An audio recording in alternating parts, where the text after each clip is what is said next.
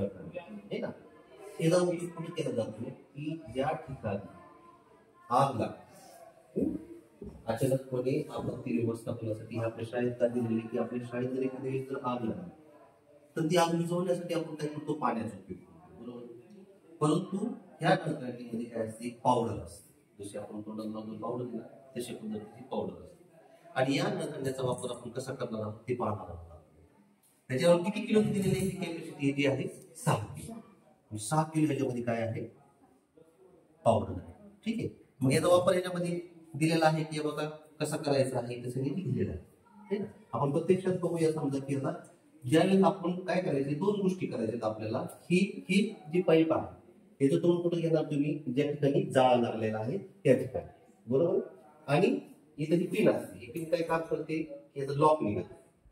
Lock निघाल्यानंतर ह्याला जर प्रेस केलं की याच्यामधून पावडर वगैरे ना. पावडर कशावर मारायची ती जाळावर मारायची.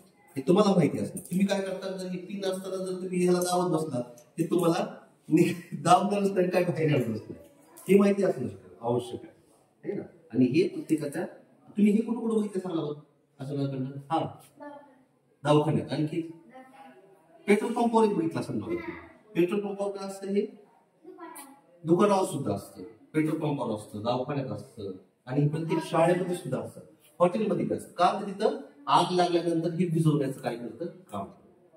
ठीक आहे. लक्षात आलं आता की पिन काढायची मात्र विसरायची नाही.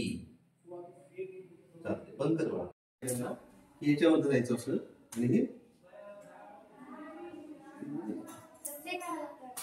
हे एक लॉक काढायचं त्याच्यामध्ये